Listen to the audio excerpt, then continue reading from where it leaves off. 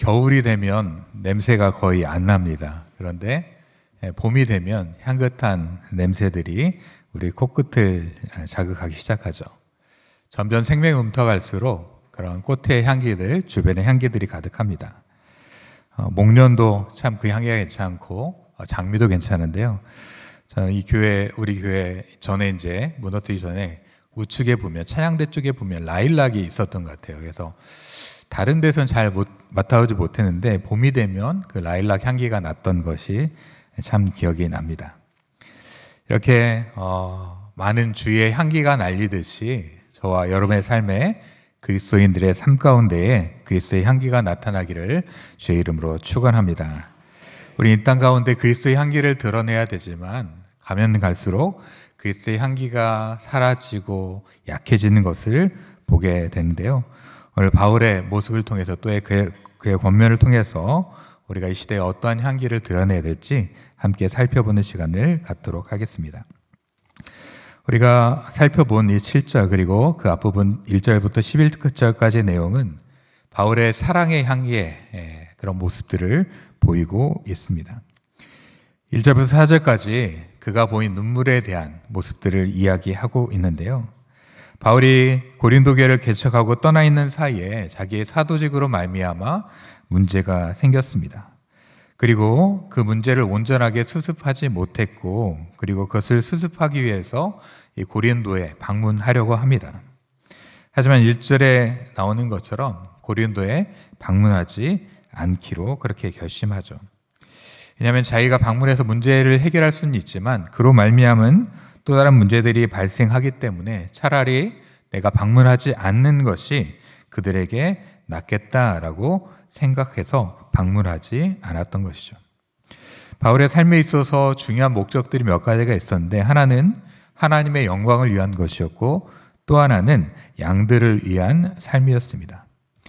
바울은 그가 살든지 죽든지 그리스도가 존귀하게 되는 것이 그의 삶의 중요한 목표였고, 그리고 자기는 이 험한 세상을 떠나서 하나님 품에 안기고 싶지만 양들에게 유익이 된다면 이 땅에 머무를 수 있다라고 그렇게 고백하기도 했습니다. 그의 진지한 이런 사랑의 고백이 4절 가운데 나타나 있는데, 4절에 보면 내가 내 마음에 큰 눌림과 걱정이 있어 많은 눈물로 너에게 썼노니 이는 너희로 근심하게 하려는 것이 아니요 오직 내가 너희를 향하여 넘친 사랑이 있음을 너희로 알게 하려 함이라라고 말하고 있는 것이죠. 바울은 눈물의 사람이었습니다. 자기가 기르고 또한 자기가 살피는 그런 성도들에 대해서 눈물로 그들 가운데 함께했던 자였죠. 우리가 흘리는 눈물에는 여러 가지가 있죠. 자기 연민으로 말미암아 흘리는 눈물도 있고, 슬퍼서 흘리는 눈물도 있고, 또 억울할 때도 눈물이 나기도 합니다. 그리고 감격에서 나는 눈물도 있죠. 또 악어의 눈물이라고 해서 울 상황이 아닌데 우는 것처럼 그렇게 연기하는 그런 눈물도 있습니다. 바울이 흘리는 눈물은 상한 목자의 눈물이었죠. 그가 개척한 교회들을 향하여서 늘 마르지 않는 눈물로 기도했던 모습을 우리는 잘 알고 있습니다. 그리고 또한 그의 삶의 겸손과 눈물은 항상 따라다녔던 것이죠. 하지만 그가 과거에도 그러한 자는 아니었습니다. 무척이나 무정한 사람이었죠. 스데반을 죽일 때에 눈 하나 깜짝하지 않았던 자였습니다. 하지만 예수님을 만나고 그로 말미암아 그가 눈물의 사람으로 그리고 겸손한 사람으로 바뀌는 것을 우리는 알게 되죠. 예수님께서도 이 땅에 사시면서 많은 눈물을 흘리진 않았지만 종종 눈물을 흘리셨습니다. 이스라엘 백성들이 목자를 잃은 양떼 같은 그런 모습을 보시면서 불쌍히 여기셨죠. 그리고 슬픔과 아픔의 안타까움을 느끼셨고, 죽음 앞에 슬피 우는 자들을 보면서 눈물을 흘리십니다. 그리고 장차 심판받게 될 예루살렘을 바라보며 주님께서 우셨습니다. 그리고 십자가를 앞에 두고 겟세마네에서 하나님 앞에 눈물로 기도했던 모습을 보게 되는 것이죠.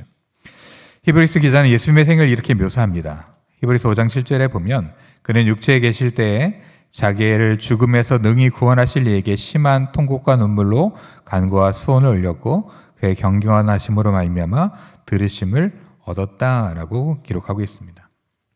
이 시대에 눈물이 많이 메말라 가는 것 같습니다. 강팍해지는 것 같습니다. 하지만 이럴 때에 우리의 성도들을 향해서, 우리의 목원들을 향해서, 또 하나님을 알지 못하는 자들 향해서, 또 생명 가운데 거하지 못하는 자들 향해서 눈물 흘리며 애통하는 마음이 저와 여러분 가운데 있기를 간절히 바랍니다. 주의 이름으로 말미암아 그렇게 눈물 흘리며 복음의 씨를 뿌리며 또 안타까움으로 눈물을 뿌릴 때에 그로 말미암은 아름다운 열매들이 맺힐 것입니다. 바위와 같은 눈물에 그러한 씨앗을 뿌리며 향기를 뿌리는 저와 여러분이 되기를 간절히 바랍니다. 그는 또한 용서를 통하여서 그의 삶의 향기를 드러냅니다. 바울에게 근심하게 하는 사람이 있었고 그가 자기의 죄를 깨닫고 회개하게 됩니다.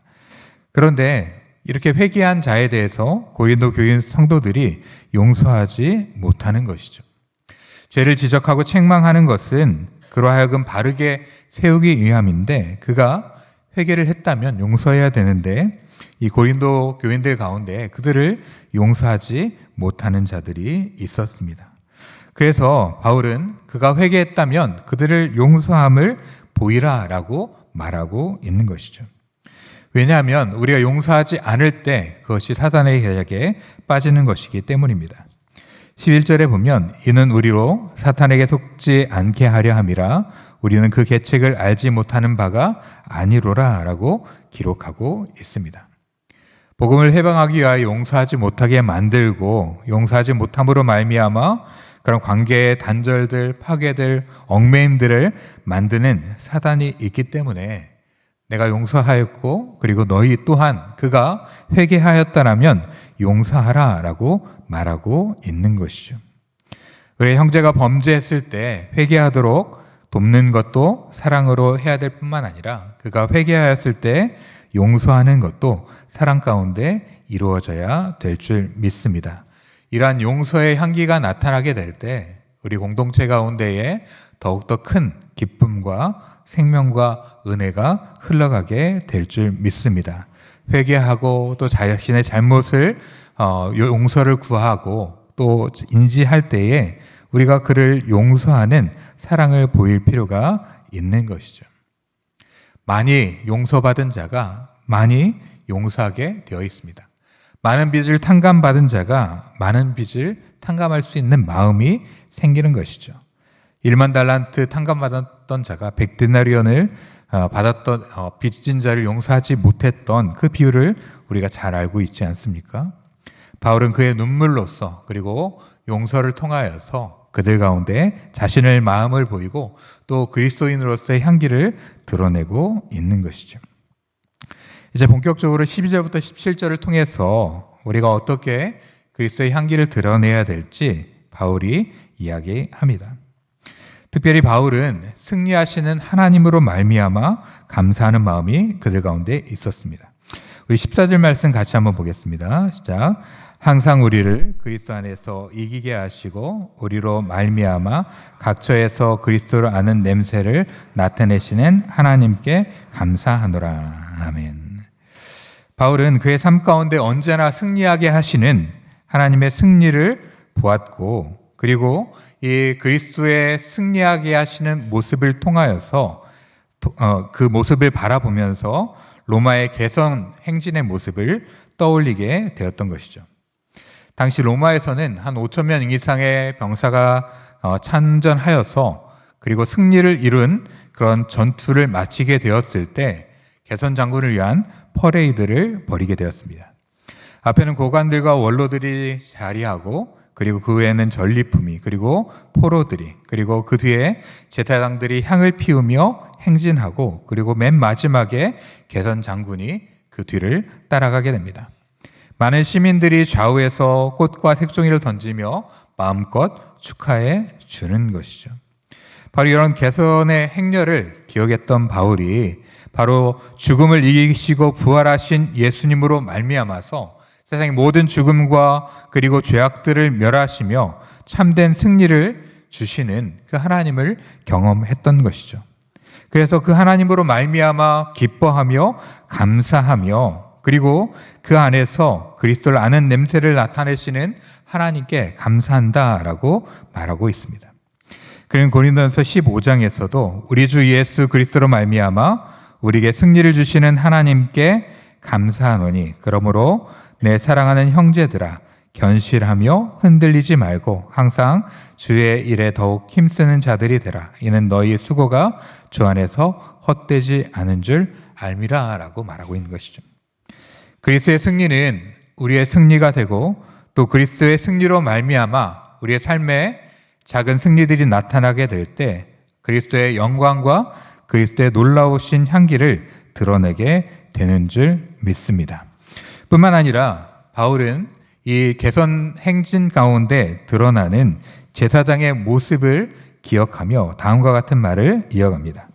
우리 15절과 16절 말씀 같이 한번 보겠습니다. 자, 우리는 구원받는 자들에게나 망하는 자들에게나 하나님 앞에서 그리스도의 향기니 이 사람에게는 사망으로부터 사망에 이르는 냄새요 저 사람에게는 생명으로부터 생명에 이르는 냄새라.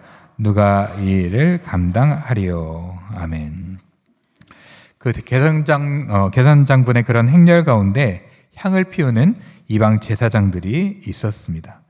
승리의 여신인 나이키 신에게 향을 피워서 성 안의 향기를 가득하게 하고 그리고 그 개선 행진의 종점이 주피터 신전인데 그곳에 가서 포로 가운데 수장이나 우두머리들을 제물로 바쳐 죽이는 그런 일들이 있었던 것이죠.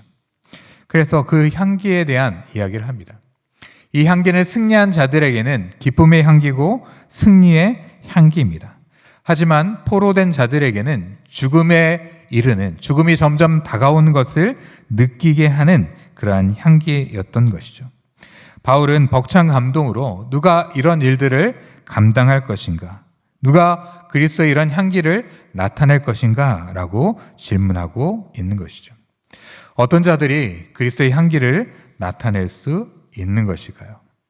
첫 번째로는 그리스도께 전적으로 헌신된 자들을 통하여서 이런 향기가 나타나게 될 줄 믿습니다. 하나님께 드리는 제물에 대해서 하나님께서 그 향기를 아름답게 받으신다라고 표현하고 있습니다. 주님께 드리는 제물이 여호와 앞에 향기로운 향기게 된다라는 표현이 레위기에 등장하고 있는 것이죠. 그런데 그 제물은 깨끗하고 흠이나 점이 없는 것이어야 되고 온전히 불살라서 하나님께 드려져야 되는 것입니다.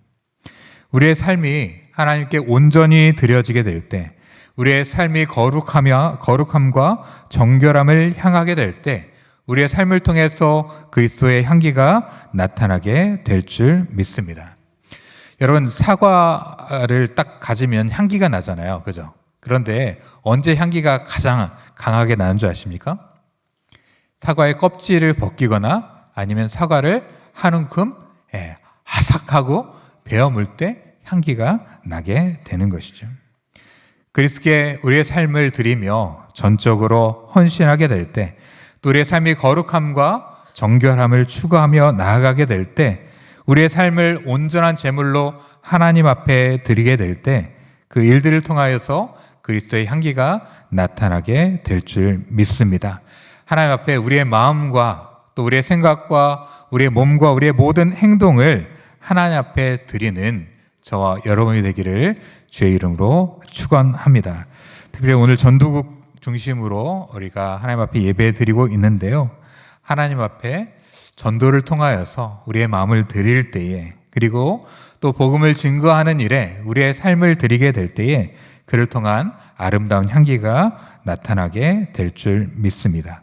그리고 두 번째로 우리가 전하는 복음이 순수할 때 하나님 앞에 아름다운 향기가 나타나게 되어 있습니다. 오늘 17절 말씀은 우리에게 이렇게 권하는데 17절 말씀 같이 한번 보겠습니다. 자, 우리는 수많은 사람들처럼 하나님의 말씀을 혼잡하게 하지 아니하고 곧 순전함으로 하나님께 받은 것 같이 하나님 앞에서와 그리스도 안에서 말하노라. 아멘. 그리스도인들이 복음을 증거할 때 말로만이 아니라 삶을 통하여 증거했던 것이죠. 그리고 또한 거기에 자신의 지식이나 다른 것들을 가미하지 않았습니다. 여기서 순전하다는 것은 포도주나 향유에 물을 섞지 않은 온전한 그런 제품들을 의미하는 것인데요. 당시에 완성된 포도주나 향유에 물을 부어 가지고 가짜 향유나 포도주를 파는 일들이 많았다고 합니다. 그런데 그런 것이 아니라 물을 섞지 않는 것처럼 하나님의 말씀에 온전하게 전하고 세상의 지식이나 개인적인 욕망이나 자기의 생각들을 그 가운데 섞지 않고 오직 그리스도의 복음이 드러나게끔 순전하게 복음을 전할 때에 그 가운데 향기가 난다는 것이죠. 복음을 전한다 하면서 거기에 우리의 생각이나 이 세상의 가치관이나 다른 것들을 섞게 된다면 그것은 복음의 향기가 아니라 악취가 나게 되는 것이죠. 그 안에 희미하게 욕망의 악취가 섞여 나게 되는 것이고 그리고 하나님께 영광이 되지 않는 것입니다. 순전한 말씀 중심으로 그리고 또한 순전하게 복음을 증거하고 또 세상의 지식과 우리의 교묘한 그런 탐욕들을 섞지 않고 하나님께 드러내는 저와 여러분이 되기를 주의 이름으로 축원합니다. 그리고 세 번째로는 우리가 말로만이 아닌 행함과 진실함으로 하게 될 때 그리스도의 향기가 나타나게 되어 있습니다. 내 중심적이고 그리고 이기적이고 그리고 말뿐인 그러한 삶을 살아간다면 그리스도의 향기는 나타나지 않게 되는 것이죠.